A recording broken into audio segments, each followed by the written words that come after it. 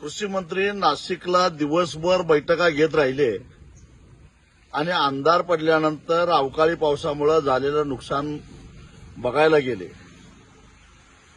तिथं गेल्यानंतर किमान बॅटरी लावून नुकसान तरी बघायचं. तिथं शेतकऱ्यांच्यावर वाद घातला, आपली अक्कल पाजळली. खरं तर एक बेअक्कल, बिनडोक आणि भंपक माणूस महाराष्ट्राला कृषी मंत्री मिळाला असं म्हणावं लागेल.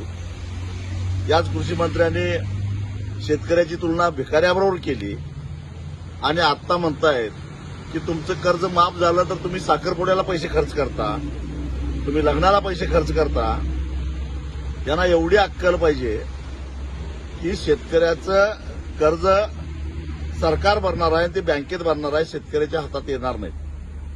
मुळामध्ये कृषी मंत्र्यांनी एकदा त्यांच्याच मंत्रालयाच्या अखत्यारीत असणाऱ्या कृषी विद्यापीठांची शेती तोट्यात का आहे याचा अभ्यास करावा, शेती महामंडळाची शेती तोट्यात का आहे याचा अभ्यास करावा आणि मग शेतकऱ्याचं अर्थशास्त्र समजून घ्यावं.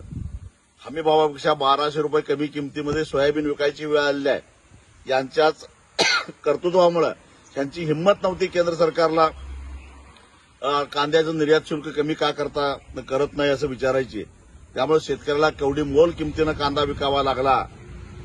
हरभऱ्याची अवस्था तीच झाली. हमी भावापेक्षा 400 रुपये कमी भावात हरभरा विकावा लागतोय.